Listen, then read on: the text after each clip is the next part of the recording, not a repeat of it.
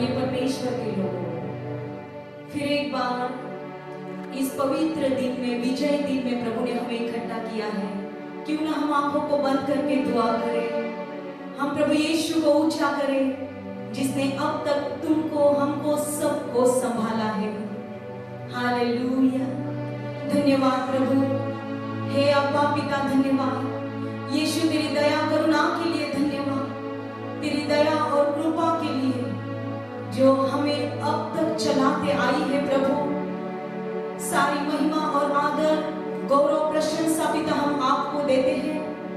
हम सब मिलकर प्रभु नासरी यीशु के नाम से तेरे पास आते हैं और दुआ करते हैं आज की सभा को आशीषमय कर प्रभु। शुरुआत से अंत तक पवित्र आत्मा का नियंत्रण, पवित्र आत्मा का अभिषेक हम स्वीकारते हैं प्रभु। वचनों के द्वारा तू बातें कर, तेरा वचन सजीव और सक्रिय है प्रभु। तेरे दास के द्वारा बातें कर और उन शब्द, उस वचन के द्वारा आज लोगों में, परिवारों में, व्यक्तिगत जीवनों में परिवर्तन और आशीष आए प्रभु। एक ब्रेक थ्रू को हम देखने जा रहे हैं प्रभु। हम प्रार्थना करते हैं प्रभु इस आराधना और सारे वचन के विरोध और सभा, कलीसिया, विशेष जितने परिवार और जितने लोग प्रभु हमें देख रहे हैं, आराधना कर रहे हैं, उनके विरोध में कार्य करने वाली दुष्ट आत्माओं को, अशुद्ध आत्माओं को, सारी गड़बड़ी और सारे शैतानी अशुद्धता को हम यीशु मसीह के नाम से धमकाते हैं, निकल जा। यीशु के सामर्थी नाम से हम तुझे धमकाते हैं और पवित्र आत्मा की आजादी, पवित्र आत्मा की उपस्थिति, मामूली मौजूदगी को हर एक परिवार में, व्यक्तिगत जीवनों में हम घोषित करते हैं प्रभु और धन्यवाद देते हैं हमारी दुआ सुनने के लिए। ये प्रार्थना यीशु मसीह के नाम से मांगते हैं पिता, आमीन। Hallelujah, hallelujah. आइए परमेश्वर के लोगों, आइए हम एक आत्मा हो जाए। प्रभु ने हमें ये दिन दिखाया है। आइए पवित्र आत्मा का आदर और सम्मान करें। पवित्र आत्मा का ओ जो हमें चला रहा है, पवित्र आत्मा हमारी अगुवाई कर रहा है। पवित्र आत्मा के बगैर हम कुछ भी नहीं कर सकते।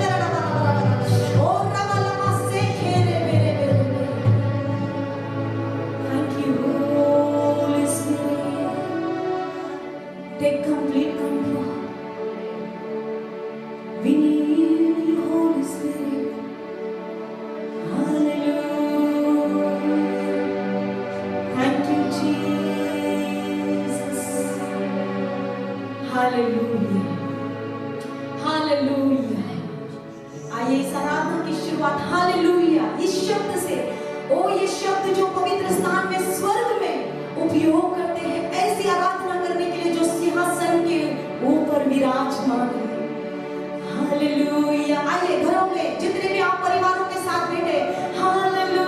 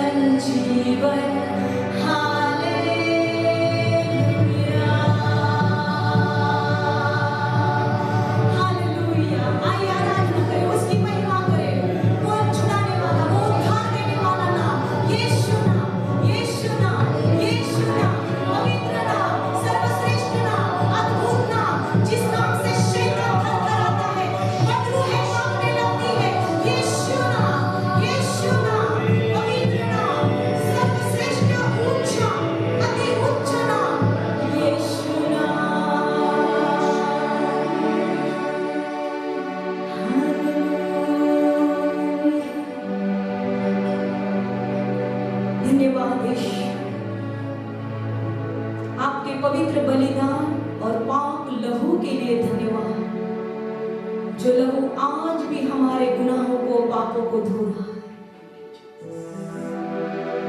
उस लहू के लिए धन्यवाद जो लहू पवित्र है, जो लहू निष्कलंक है, जिस लहू में सामर्थ है कैंसर की जड़ को मिटाने की, जिस लहू में सामर्थ है बदरूहों को भगाने की, जिस लहू में सामर्थ है सारे रोगों को और महामारियों को मिटाने की, वो लहू आपके बदन और जहन में आज काम कर रहा है। वो पाक लहू जो यीशु मसीह ने तुम्हारे मेरे लिए बहाया, उस पाक लहू के द्वारा ही आज हम उस महापवित्र स्थान में जा रहे हैं। हम पिता से मिल चुके हैं क्योंकि यीशु मसीह के लहू में सामर्थ है। हम पिता से मिलने जा रहे हैं, हम उसकी हुजूरी में जा रहे हैं, हम उसकी उपस्थिति में जा रहे हैं। यस, आमीन, आमीन।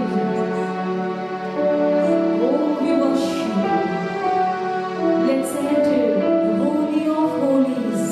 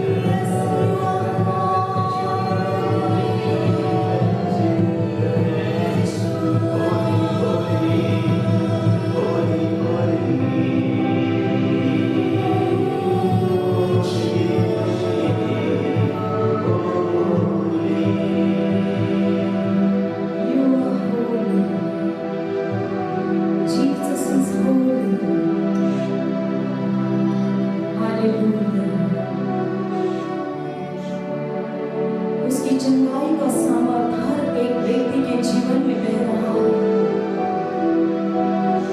जहां भी आप आत्मा और सच्चाई से आराधना कर रहे हैं, प्रभु वहां उसकी सामर्थ के काम कर रहा है। हालेलुया। यस, आराधना करें उसकी, खो जाइए उसकी उपस्थिति में। वो कितना अद्भुत है। He's coming soon.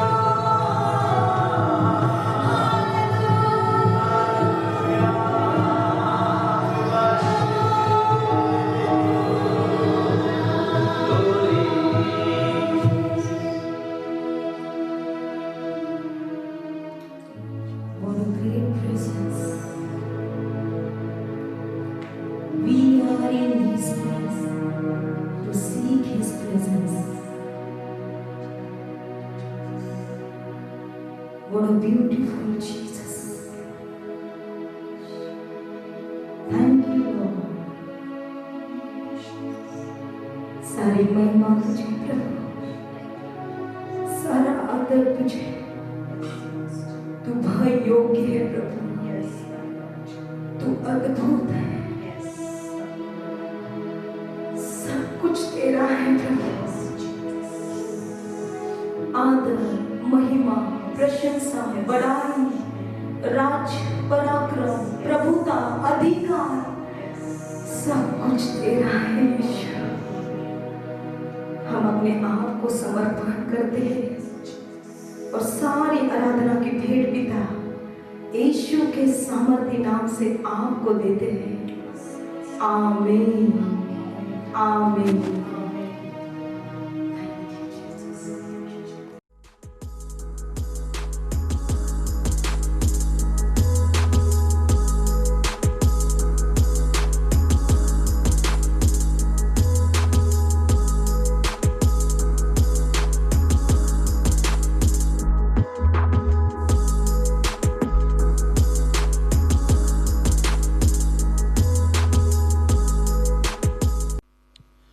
प्रभु यीशु मसीह के प्यारे और मधुर नाम में मैं आप सबका स्वागत करता हूँ। Greetings to you in the sweet and the lovely name of our Lord and Savior Jesus सुंदर Christ. आराधना के बाद मैं एक बार फिर से परमेश्वर को धन्यवाद देता And हूँ। after this beautiful worship, I thank the Lord once again. इस सुंदर आराधना में हमने परमेश्वर के महिमा के बादल को देखा। And we have experienced the cloud of His glory in this worship. जहाँ आराधना है वहाँ परमेश्वर है, जहाँ परमेश्वर वहाँ उसकी आराधना Because है। wherever is worship, the Lord is present, and wherever is the presence of the Lord, there is His worship.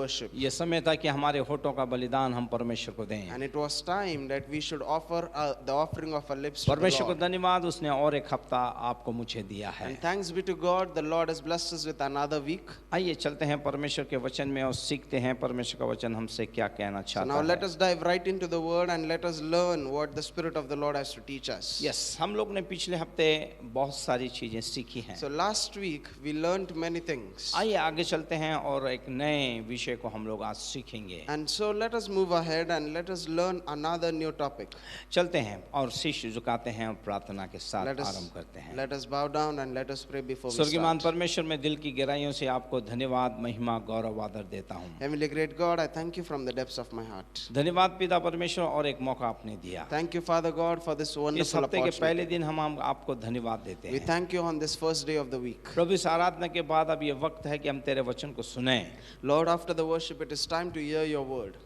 Bible बताती है परमेश्वर विश्वास सुनने से आता है, सुनना यीशु के वचन में है। Lord, Bible says that faith comes by hearing and hearing the word of Christ. आज हमारे विश्वास को बढ़ा परमेश्वर, Lord, increase our faith. और आज हम तैयार हैं And परमेश्वर। Lord, we are ready tonight. कह परमेश्वर तू क्या कहना चाहता And है। speak, O Lord, what you have to आज हम say. सब करने के लिए तैयार हैं And we are परमेश्वर। ready to follow after तेरा you. अनुग्रह हम पे उंडेल दे Pour परमेश्वर। out your grace over us. तेरे नाम को जलाल, महिमा, गौरव, आदर And they. let your name be glorified, let your name be यहाँ से पूरा praised. पूरा समय हम तेरे स्वाधीन अधीन We होते हैं। commit the whole time into your अपने आप को hands. नम्र और दीन करते हैं We परमेश्वर। humble ourselves in your presence. पिता, मैं तेरे सामने झुकता हूँ प्रभु। Father, I bow down before इस you. मुख, इस जीभ पे तेरे अभिषेक को Send भेज। forth your anointing over this mouth and मुख this तेरे tongue. दास का और शब्द तेरे हो Let परमेश्वर। the mouth be of your servant and let the Saurabh जो words be मेरा from आत्मिक you. बेटा, उसे भी आशीष में कर। Anoint my spiritual son Saurabh also. पिता, मैं प्रार्थना करता हूँ पिता परमेश्वर प्रभु, सिस्टर देविका के लिए परमेश्वर प्रभु जी, जो हमें वचनों में पढ़ने में हमारी सहायता करे, उन पे भी तेरी आशीष रहे प्रभु। And Father, I pray for Sister Devika who is helping us in reading the scriptures.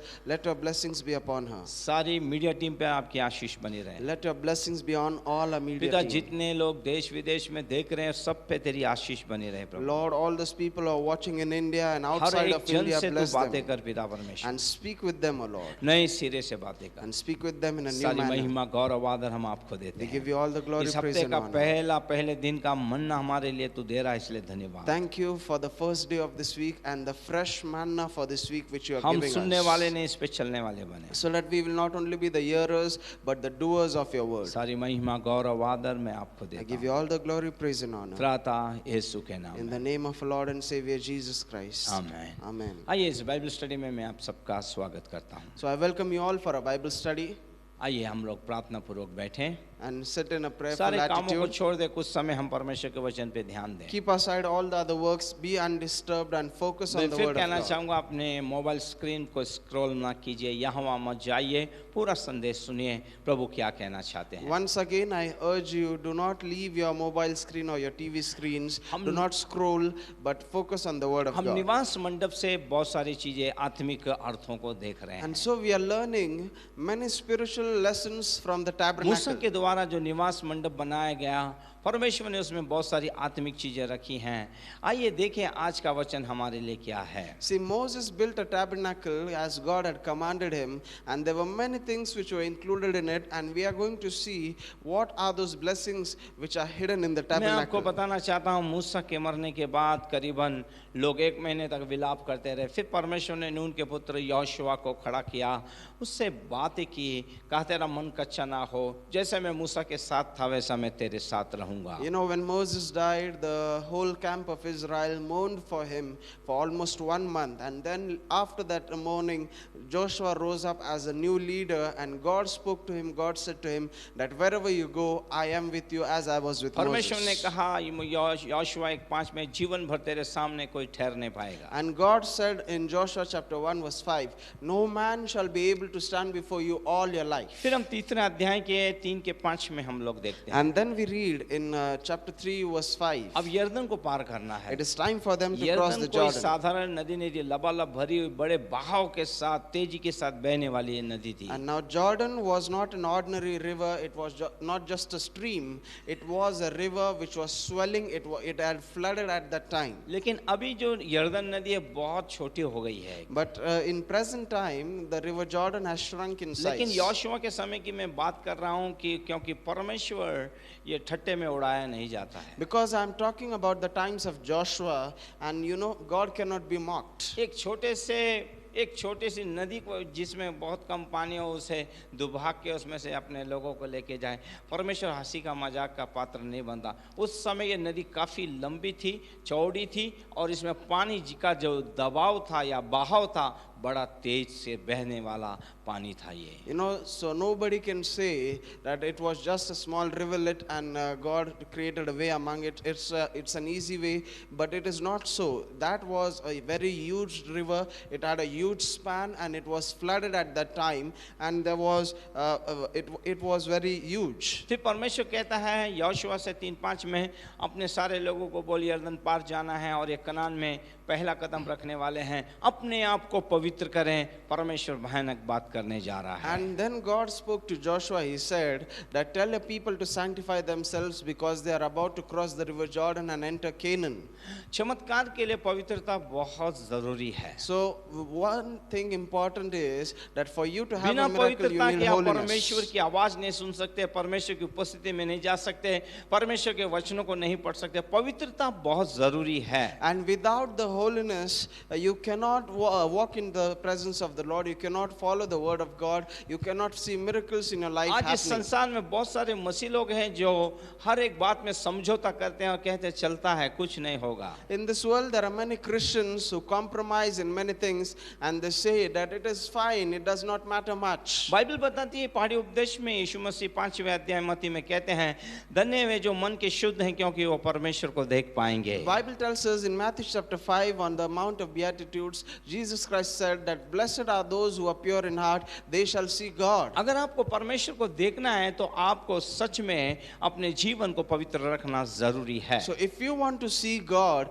then in reality you need a holy life. और उस समय परमेश्वर इस्राएलियों से कह रहा है कि अपने आप को तैयार करो, कल परमेश्वर भयानक बात कर रहा है। इसका मतलब वहाँ के सैनिकों के लिए, पारिवारिक जीवन के लिए बड़ा इम्पोर्टेंट है कि उस रात में किसी भी प्रकार का शारीरिक संबंध ना हो, हर एक तरह से लोग पवित्र रहें, क्योंकि उस पवित्रता में परमेश्वर रहता है और अद्भुत काम करता है। And so God says to Joshua, command the people to sanctify themselves, and to sanctify with also means in a sense that husbands and wives should not come together that night for relation. And so we find that God said that complete holiness was a prerequisite for a miracle. आइए आज के मसीहों को देखते हैं, अपनी आंखों से गंदे हैं, मुंह से गंदे हैं, सुनने में गंदे हैं, देखने में गंदे हैं, हर एक चीज के अंदर हम लोग को पवित्रता का महत्व समझ ही नहीं पा रहे। इसलिए तो परमेश्वर का महिमा का बादल हमें ना घेर रहा है, ना हमारे जीवन में है, ना हमारे पारिवारिक जीवन में है, और आजकल कलीसियाओं के अंदर में भी परमेश्वर का महिमा का बादल है। इसका कारण है वो पवित्रता कलीसिया खोते जा रही है। You know, nowadays many Christians, many believers are unclean in their mouth, they are unclean in their mind, they are unclean in their ways, in their acts, and therefore we find that because of this compromise, people or the church in a whole is losing its holiness and the value of that holiness. परमेश्वर के किसी भी काम के लिए, परमेश्वर की किसी भी संगति या प्रार्थना, स्तुति, आराधना के लिए, परमेश्वर के वचन पढ़ने के लिए, प्रभु के साथ चलने के लिए, उठने बैठने के लिए आपको सबसे पहले चाहिए आपका जीवन पवित्र होना जरूरी है। So for doing any work of God, for serving the Lord or ministry or any kind of work which God has called you for, and to rise up also, to sit down, and all those things that you do, you need holiness as a priority in your life. देखिए संत Paul Romeo उसके 12वें अध्याय दूसरे वचन में क्या कहता है, आइए पढ़ते Let हैं। us see Romans chapter 12 verse 2.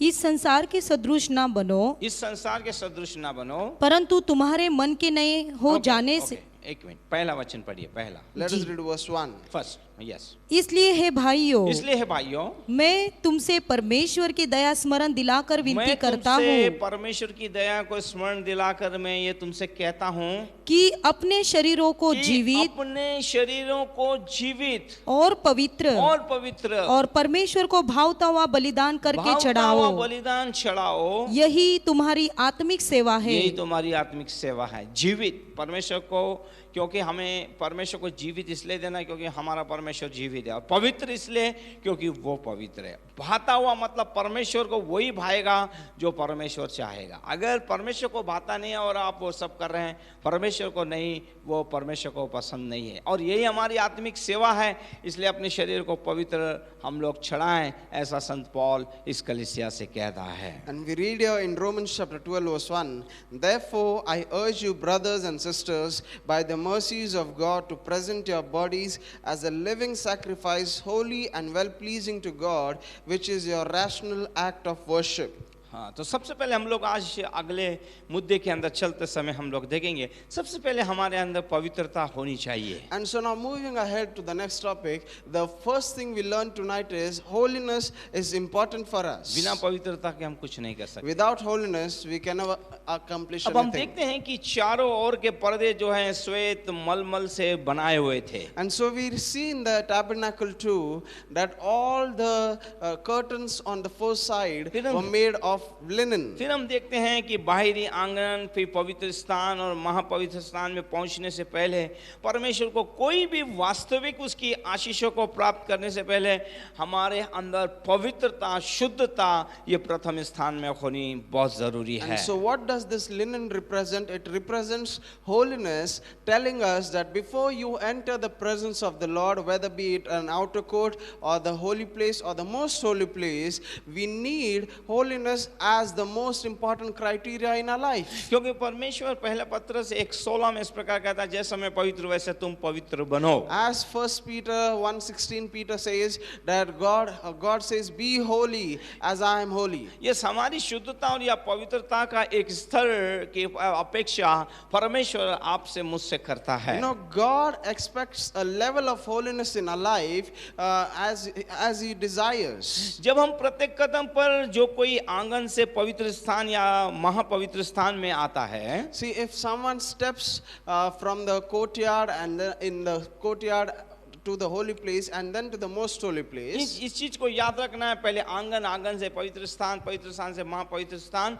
तो जब महापवित्र स्थान में जब लोग आप इस तरह से आगे आगे बढ़ते हैं तो आपकी पवित्रता भी जो है दिन ब दिन बढ़नी चाहिए और आप एक स्तर से दूसरे स्तर जाने चाहिए। so remember, people of God, when you are moving from the courtyard to the holy place and then to the most holy place, one thing is important, that the level of your holiness should should increase. तंबू के अंदर जो पहली वस्तु है, जब आंगन से हम आते तो वहां पर वेदी जो है, वेदी के पास जाने से पहले और अपना जीवन परमेश्वर को समर्पित करने से पहले आपके जीवन के अंदर पवित्रता ये बहुत जरूरी है. And so what do we find? After you enter the courtyard, you find that the first piece of furniture which is in the tabernacle, or the first piece is the altar. So before you go to the altar, you need to be sanctified. तो हम देखते हैं जो कोई भी इस तंबू को बाहर से देखता है तो ये सबसे पहले हमें श्वेत मलमल के पर्दों से घिरा हुआ ये देखता है. So if anybody were to look at the tabernacle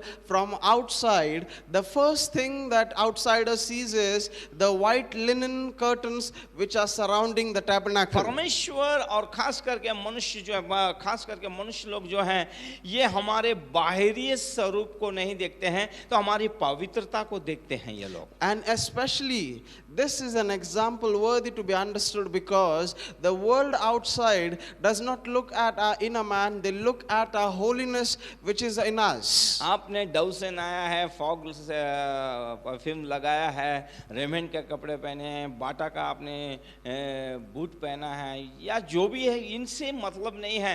लेकिन सबसे पहले जो देखाव में हमारा जीवन आता है वो हमारी मस्ट जो है, हमारे लिए बहुत महत्वपूर्ण है, वो है पवित्रता. And it does not even matter what clothes are you wearing, or what perfume do you wear, or what kind of shoes do you have. The most important thing, and the people will also notice it around you, is holiness. Bible बताती है, प्रभु यीशु स्वयं कहते हैं, मेरे लोग फलों से पहचाने जाएंगे. Bible tells us, and Jesus Christ himself has said, that my people shall be known by their fruits. जो मसीह लोग दावा करते हैं वो परमेश्वर के हैं, मसीह के हैं, तो वो इस संसार की अपवित्र वस्तुओं से कभी भी समझौता नहीं करेंगे. सदा वो पवित्रता और पवित्रता उसके अंदर वो आगे बढ़ते जाएंगे. Those Christians who say that we are Christians, and those who profess to be believers in God, those people will never compromise between the world and the worldly things. They will never fall prey to the things of this world and the sins of this world, but they will always strive to grow in holiness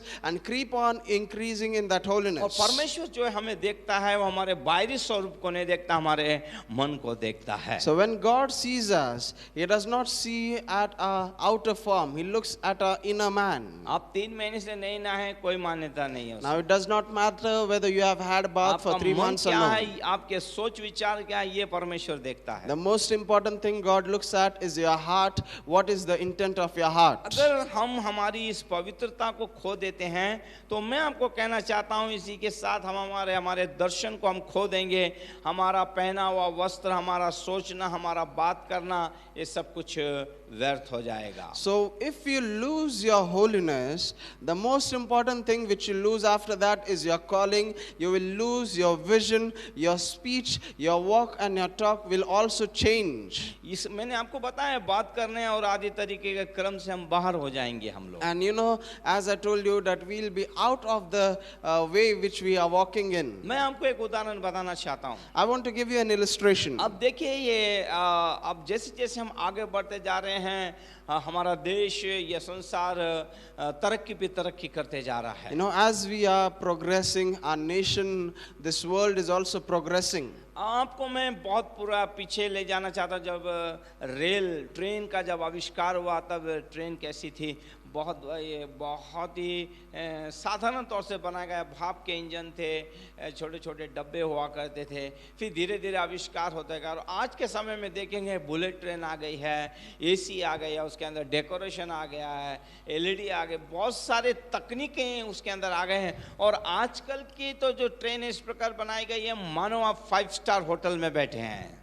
You know, people of God, let me take you back in history. When the first steam engine or the locomotive was discovered, it was invented, and when it was invented, it had a small capacity to carry small carriages. But as the technology advanced, we find that nowadays when the trains are developed, there are bullet trains in which people travel, and these trains are so advanced that they can reach the highest speed limit, and there are various kinds of amenities inside. There is interior interior decoration, all kinds of technologies and comfort which are included in that ride. आप घंटों में 700-800 kilometre चले जाएंगे, इतनी तेज ट्रेनें अभी बन गई हैं। Within hours, you can travel to 700 or 800 kilometers. लेकिन ये सुंदर ट्रेन का क्या फायदा, जब तक ये पटरी के ऊपर ना आए तब तक इसका फायदा है, इसका उपयोग नहीं। But what is the use of such magnificent train if it is not running on a track, if it does not have any track at all? Yes, ऐसे ही हमारा जीवन है। जब तक हमारे अंदर पवित्रता का प्रकाशन यदि हमारे जीवन के अंदर नहीं आता, पवित्रता के कारण हमारे अंदर परमेश्वर की उपस्थिति नहीं आती, पवित्रता के कारण हमारे अंदर अभिषेक नहीं बढ़ता, पवित्रता के कारण हम परमेश्वर के करीब नहीं जाते, तो हमारा मसीह जीवन का क्या फायदा है? So is the life in the spiritual realm.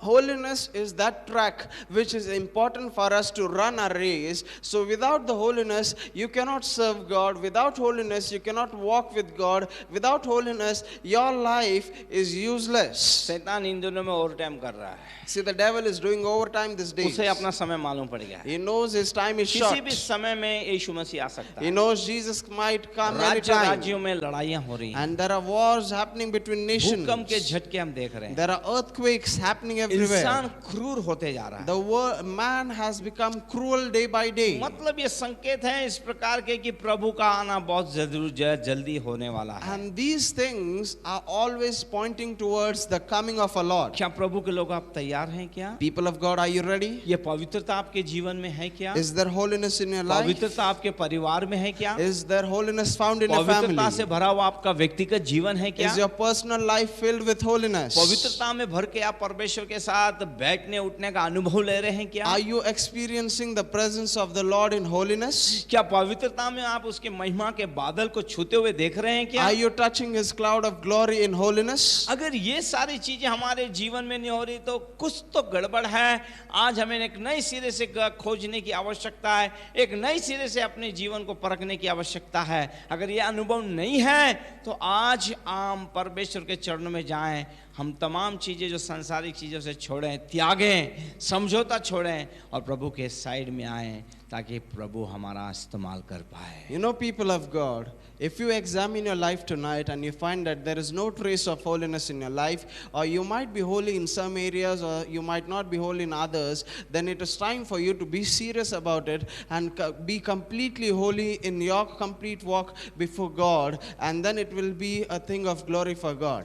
पवित्रता को लेके हम इतने गंभीर नहीं हैं। See, we are not yet serious about holiness. देखिए ना, 20 लाख लोगों को लेके मूसा बाहर निकला है। You see, Moses came out of Egypt with 2 million people. परमेश्वर ने 10 अद्भुत चमत्कार किए मिस्र में। The Lord performed 10 Lal mighty समुद्र को miracles, फाड़ा, उनको लेके आया, मन्ना खिलाया। and He divided the Red Sea. He brought them into the सीने पर्वत wilderness. He तक ये fed them लोग manna. सही एकदम परमेश्वर को धन्यवाद देते हुए चल रहे थे। Till Mount Sinai, they were right in God. They were walking with God perfectly. प्रभु का जन 40 दिन उनके बीच में से उस पहाड़ के ऊपर चले गया। And the man of God left them at the foot of the mountain. For 40 days, he went up on the mountain. सब कुछ समाप्त हो गया। And everything came to a सब tumbling कुछ fall. समाप्त हो गया। Everything was destroyed. आज शर्वाएं कलीसिया के लिए, आत्मिक लोग कलीसियाओं के लिए बहुत जरूरी है, ये याद रखना sir. Today, leaders, or the spiritual leaders and shepherds are very important for the church. अपने आत्मिक लोगों की सुनिए, अपने सेवकों को सुनिए, अपने पास्टर का आदर और सम्मान कीजिए, क्या कह रहे हैं, क्या बता रहे हैं,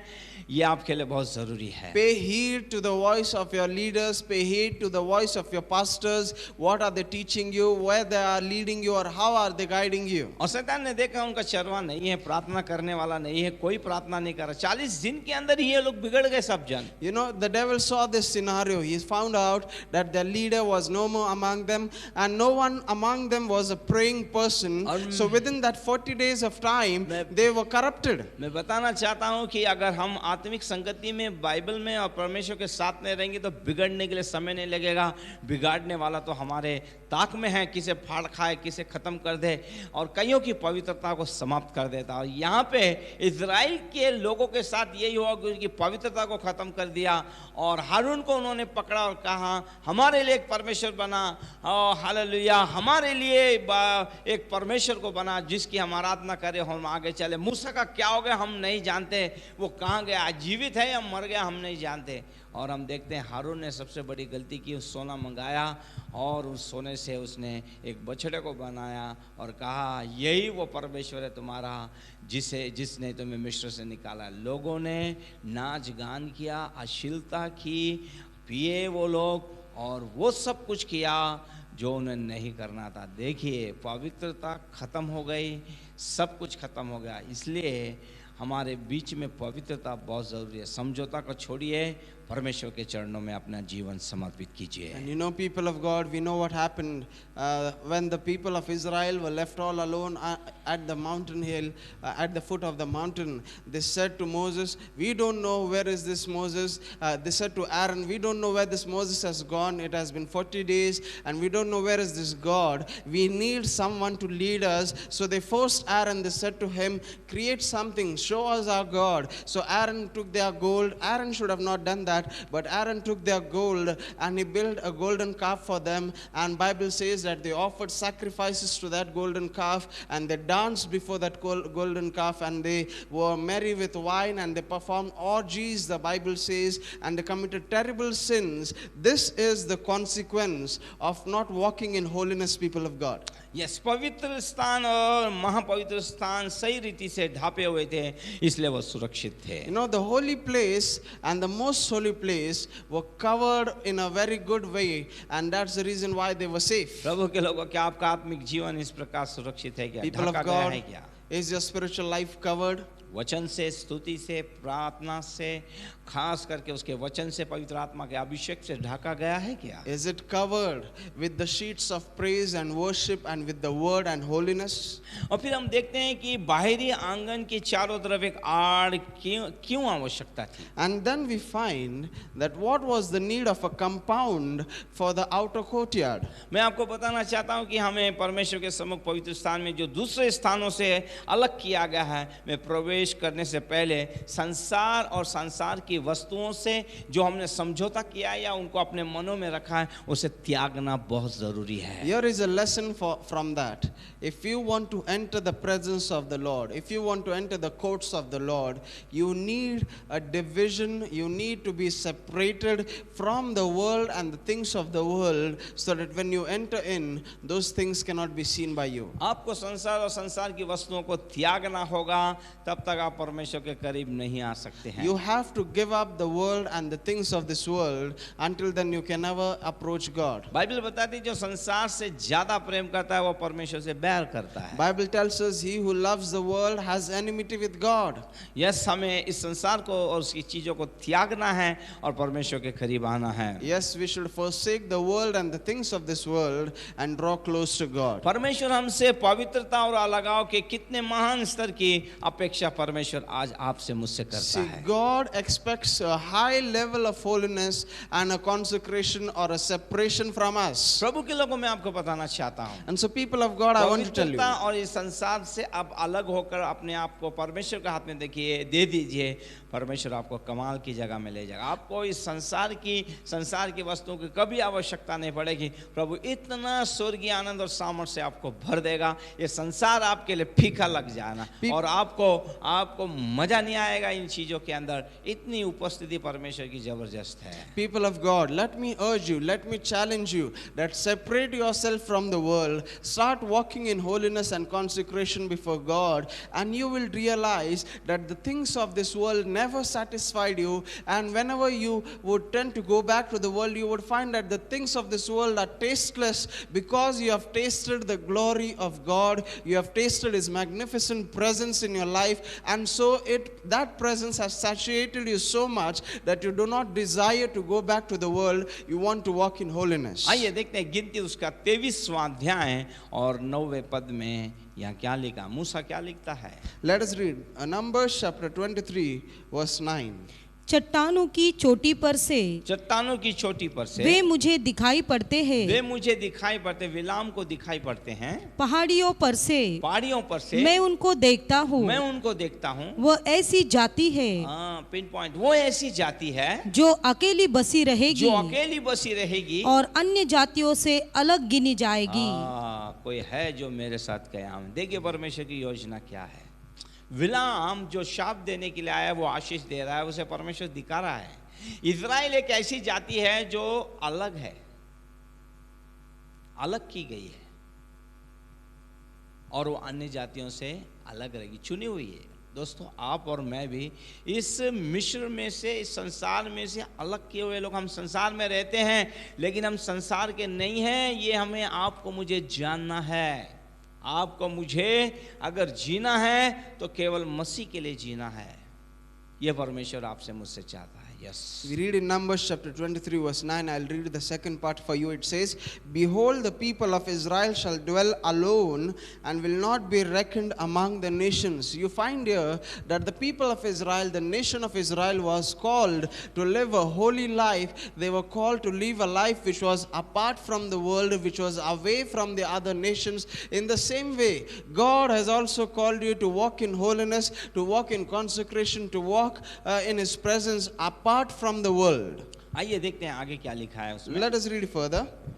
याकूब के 10वां वचन, हाँ, याकूब के धूली के किनकों को हाँ। कौन गिन सकता है, कौन गिन सकता है? या इज़राइल की चौथाई की गिनती कौन ले सकता कौन है। ले सकता है? सौभाग्य, सौभाग्य। ओके, ये- यस। हम यहाँ पे और एक चीज देखते हैं कि यहाँ पे बिलाम और एक चीज कह रहा है कि जिस परमेश्वर यहोवा ने उसे आशीष दी है, मैं उसे शाप कैसे दे सकता हूँ? और पवित्र लोग वास्तव में धन्य लोग हैं। And we read here in the scriptures in Numbers 23 itself, Balaam says that how can I curse those whom God has blessed, and because God is holy and they are also holy, he says.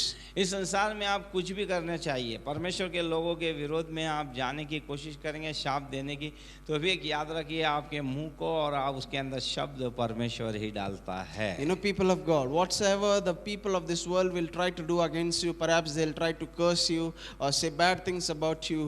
Remember one thing, that it is God who gives weight to the words of those people, and if God does not give any weight to anyone's words, they cannot affect you. बालक के द्वारा बिलाम को शाप देने के लिए बुलाया गया था। So had summoned Balaam to curse the people of यहाँ Israel. बिलाम को देखते हैं, पैसे के लालच ने उसको परमेश्वर से अलग कर दिया है। And we read about Balaam that he was greedy for that money, and लेकिन so he जितनी was बार भी, away from क्योंकि वो God. भविष्यवक्ता है, जितनी बार भी उसने कोशिश की है, परमेश्वर ने उसके मुख से इस्राएलियों के लिए आशीष ही निकाली है। And being a prophet of God, whenever he tried to curse the people of God, God twisted his tongue to pronounce blessings over them. प्रभु के लोगों में आपको एक सत्य बताना चाहता हूँ, People of God, let me tell you a truth. प्रभु यीशु के अंदर आप आशीषित किए गए हैं। That in Christ Jesus you are blessed. आपको कोई शाप नहीं दे सकता, And no man, no devil और can कोई curse you. देगा भी तो वो शाप नहीं आप पे लगेगा। And even though anybody tries to curse you, those curses cannot cling on to you, those curses cannot come upon क्योंकि you. मसीह के अंदर आप आशीषित हैं, Because in Christ you are already यीशु के blessed. लहू ने आपको छुपा लिया है। Because the blood of Jesus has covered you. और मैं आपको कहना चाहता हूँ, परमेश्वर के पवित्र लोग वास्तव में धन्य हैं और आशीषित हैं। And so, people of God, let me tell you the truth, that in reality the people of God are always blessed. इसलिए मैं कहना चाहूँगा, पवित्र जीवन आपके लिए बहुत जरूरी है। And so I want to urge you that holiness, a life of holiness is important. एक बार अपना जीवन समर्पण करके इसमें चल के तो देखिए आप। Surrender yourself to God and start walking in this holiness, sir, and you आप will इस find out. दुनिया की चीजों को भूल जाओगे। You will forget the things of this world and the worldliness in it. क्या दाऊद ऐसे ही प्रभु की उपस्थिति खोजता था? Did David seek for the presence of the क्या Lord just दाऊद like ने ऐसे ही that? कहा कि मुझे और कुछ नहीं चाहिए, मैं परमेश्वर के भवन, उसके भवन को मैं चाहता हूँ और वहाँ उसकी सुंदरता को मैं निहारूं? Were the words of David saying that I desire the house of God and the presence of the Lord, were they just mere words, or did he just say it by his heart? जितने लोगों ने अपना समय मंदिर के अंदर परमेश्वर की उपस्थिति में गुजारा है, उन्होंने परमेश्वर के सामत और उस ग्लोरी, शिकाना ग्लोरी को देखा है। All those people who have spent their time in the presence of the Lord, who have spent their time in the house of God, they have experienced the power of God. They are surrounded by the cloud of glory. आइए चलते हैं और आगे का मुद्दा देखते हैं। Now let us go ahead, let us see next topic. एकता में हमारा बल है।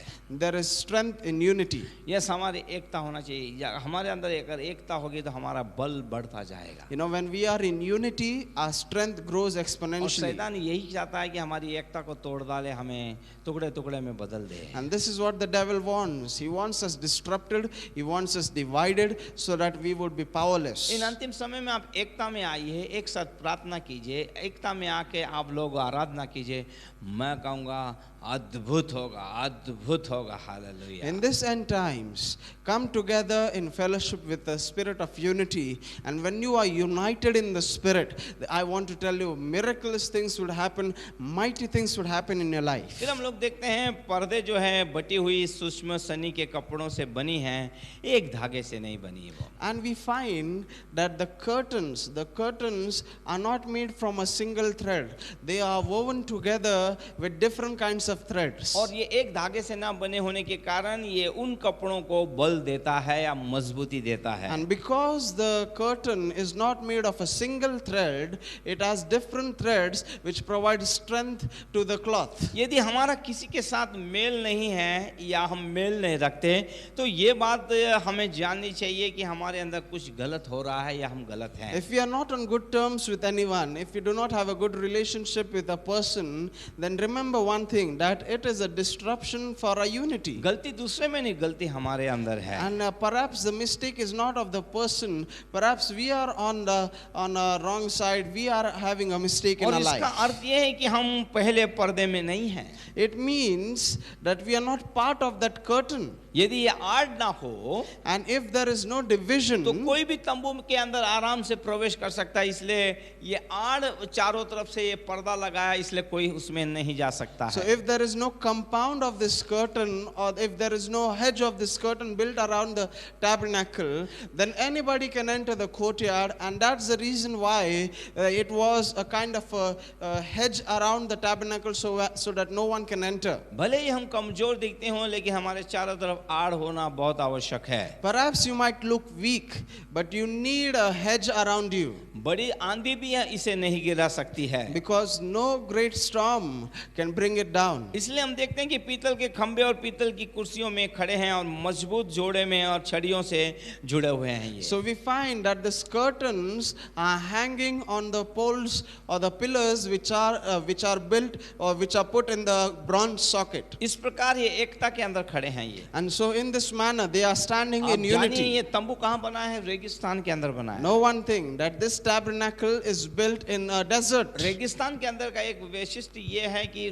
जब आंधियां चलती हैं तो एक जगह का पहाड़ उड़ता है, दूसरी जगह जाके वो पहाड़ बन जाता है रेत का। And in desert there is this special thing happening because of the wind which blows strongly. There are sand dunes which form, and sometimes the wind is so strong that once you see a sand dune here and the next time you see it somewhere else. इसलिए हमें एकता के अंदर रहना बहुत जरूरी है। And so we need unity in our life. इसलिए हम देखते हैं पीतल जो है यह अनुग्रह को दिखाता है। And so we read that bronze talks about grace. हम नूह के उदाहरण को देखेंगे कि नूह के जहाज के अंदर जितने भी जानवर थे एकता से रह रहे थे। We look at the ark of Noah. All those animals which were in the ark, they were living in unity. वहाँ पालतू प्राणी नहीं थे, सारे खूंखार, हाथी, शेर, चीता, इस प्रकार के भयानक लोग भी थे उसके अंदर। There were not only domestic animals in the ark, but there were also wild animals like lions and tigers and all kinds of wild beasts. और उनको लाने वाला कौन था? And who was the one who brought them उनको in? लाने वाला नूह नहीं था, परमेश्वर था। It was not Noah who brought them in, it और was God. परमेश्वर की कृपा दृष्टि उस जहाज के ऊपर उन जानवरों पे हुई,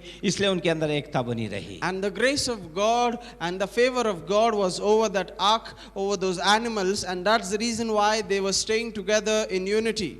आप जाने ना, जहाज के अंदर जाने और जहाज में से निकलने तक उन्होंने चूचा तकने की लड़ाई नहीं हुई, एक दूसरे को फाड़ा नहीं, खाया नहीं, कितनी शांति और कितने आनंद के साथ रहे। यह है एकता, यह है अनुग्रह।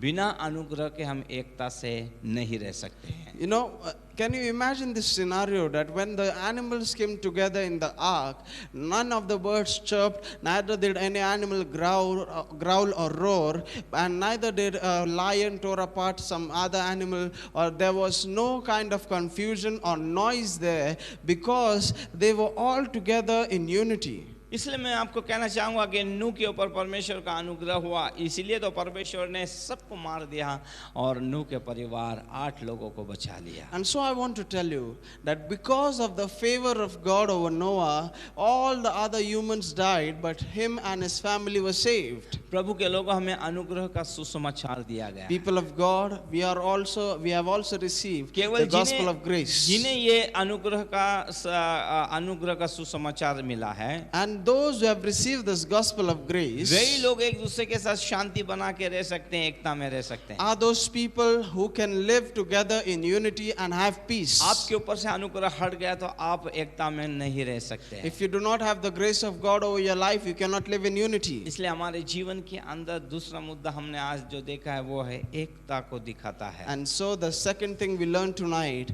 unity is strength. तीसरे मुद्दे के ऊपर हम लोग चलते The हैं third point, और हम लोग देखते हैं कि अनुग्रह और सच्चाई। we are going to see grace and truth. तंबू के प्रत्येक वस्त्र में बटी हुई सूक्ष्म सनी के कपड़े को हम लोग देखते हैं। We find that there are fine linen threads used for the cloths in the tabernacle. ये बटी हुई सूक्ष्म जो है, ये जो सनी, ये अनुग्रह और सच्चाई को दर्शाता है। And this fine linen which is used, it talks about grace. अनुग्रह और सच्चाई से परिपूर्ण यही महिमा परमेश्वर हमें देना चाहता है। And this is what God wants to bless us with. He wants to bless us with His grace and His truth. Bible बताती है व्यवस्था तो मूसा के द्वारा आई है, Bible tells us that the law came by Moses, और वो जो परमेश्वर के लोगों को उस समय जबरदस्ती दी गई है, and it was given to the people of God. It was laid upon the people. परंतु हम देखते हैं अनुग्रह और सच्चाई हमें यीशु मसीह के द्वारा दी गई है। But the Bible says that grace and truth came by our Lord Jesus Christ. और इसे प्राप्त करना अगर हम करेंगे तो हम इसे प्राप्त कर सकते हैं। And if you want to receive it in your life, then it is for free. You can receive क्योंकि it. अनुग्रह और सच्चाई ये साथ साथ चलने वाले हैं। Because grace and truth walk hand in hand. यदि अगर केवल सच्चाई अकेले आती तो हम उसकी आज्ञा को नहीं मानते। Because if truth would have come single-handedly, then we would have never been obedient to God. और सच्चाई के प्रकट होने से अनुग्रह का कोई उपयोग नहीं होता। And by the revelation of truth, grace would have, by the revelation of only the truth, grace would have been nullified. हम उस उदाहरण को देखते हैं जो अच्छे सामरी का दृष्टांत जो दिया गया, उसमें घायल व्यक्ति की देखरेख के लिए एक सराय में उसे लाया गया, मालिक को 2 दिनार दिए गए हैं। We see an example of the Good Samaritan, how he brought the man who was badly beaten up to the inn, and he says to the owner of the inn, giving him 2 denaries, he says, take care of him. ये 2 दिनार सच्चाई और अनुग्रह को दिखाते हैं। These 2 denaries talk about grace and truth. अच्छा सामरी यीशु मसीह है, The Good Samaritan is Jesus Christ. और वो सराय के अंदर देखने वाला ये परमेश्वर का सेवक है। And the innkeeper is the servant of God. परमेश्वर ने सौंपी हुई आत्माओं की रखवाली करना, ये परमेश्वर के सेवकों को अनुग्रह दिया गया, इसलिए वो उन्हें संभाल सकते हैं। And so the innkeeper or the servants of God are appointed to look after the people whom God brings into that inn. अगर ये अनुग्रह और सच्चाई हमारे ऊपर नहीं रही और खास करके अनुग्रह नहीं रहा तो परमेश्वर के सेवक सौंपी हुई आत्मा को संभालने में असमर्थ रहेंगे। And so if this grace were to not be upon the servants of God, then they would be futile, or they would fail to look after the people who are brought into the house of God. इसलिए हम परमेश्वर से कहें ये अनुग्रह और सच्चाई जो मसीह ने दी उसे हम प्राप्त करें। And so let us pray to God. Let us say to Him, let me walk in that grace and truth. जो इसे प्राप्त करना चाहते हैं मैं कहूँगा वो जरूर इसे प्राप्त करें। And those who want to receive it, I would say you should surely receive it. अपने जीवन को हम तोड़ें, परमेश्वर के साथ रखें। Break your life in the presence of the बहुत Lord. जल्दी मेरा मसीह बादलों पे आ रहा है। My Lord Jesus Christ is coming soon over the क्या आप clouds. तैयार हैं क्या? Are you ready? क्या आप तैयार होने वाले हैं? Or are you about to get प्रभु के ready? लोगों, अब आपको तैयारी नहीं करना है, तैयार रहना है। People of God, it is not time to be to prepare. It is time that we should हो already be सकता है ये prepared. संदेश सुनते सुनते अगर प्रभु यीशु आ गए तो क्या करेंगे? What will you do if Jesus Christ comes while listening to this message? समय पूरा हो गया है, The time is complete. मेरा मसीह आने वाला है, My Christ is coming इसलिए हम soon. तैयार हो जाएं। And so be prepared. फिर से मैं कहना चाहूंगा एक प्रभु का दास और एक जन होने के कारण Once again, as a servant of God, संसार की वस्तुओं से अलगाव कीजिए, दूरी कीजिए, उनको अपने जीवन से हटाइए और परमेश्वर के करीब जाइए। once again, as a servant of God, I want to tell you, get rid of the world, the things of this world, and be apart from them and walk in holiness. प्रभु इन वचनों के द्वारा आप लोगों को आशीष May the good Lord bless you all. जब मैं आप लोगों को सिखा रहा हूँ मैं स्वयं आशीषित हो As I am teaching you, I am getting blessed. परमेश्वर का आत्मा आप लोगों से और बातें करे। And may the Lord speak with you more. आइए हम प्रार्थना करें। Let us pray. पिता हम तुझको धन्यवाद देते हैं, Father, I thank you. तुम्हारी स्तुति रखता है प्रभु। Thank you for हर एक remembering हफ्ता नया us. मन्ना तू देता है, Thank you for giving एक us new नया manna विश्वास every week. देता है, Thank you for एक blessing us नया with new रहमा तू faith. देता है परमेश्वर। Thank you for giving us तू a new हमें बढ़ाता है revelation. परमेश्वर, Thank you for helping us to हमें grow. सुधारता है, हमें बनाता Thank you है for परमेश्वर। correcting us, O thank you Lord. पवित्र आत्मा, हम तुझे धन्यवाद Thank देते you, हैं। Holy Spirit, we bless आज का you. वचन हमारे दिल दिमाग के और गहराई तक जाए Let परमेश्वर। tonight's words sink into our heart, let it bring forth हम fruit, तेरे वचनों के अनुसार चलने वाले बने, so that we will walk तेरी according to your दृष्टि में word जो ठीक और अच्छा है वही हम and करें। do what is right and good in your हमारा sight. जीवन तुझे प्रसन्न करने वाला हो, And let our life be pleasing to you. हमारी बुलाहट व्यर्थ ना हो। Let our calling not be in vain. अंधकार में से तूने हमें बुलाया है कि हम ज्योति के गुणों को प्रकट करें। You have called us from darkness into light so that we can reveal the virtues of the light. सारी महिमा गौरव आदर पिता में We आपको give you all the glory, praise and honor. त्राता यीशु के In नाम the में। name of our Lord and Savior Jesus Christ. Amen. Amen. God bless you. God bless you.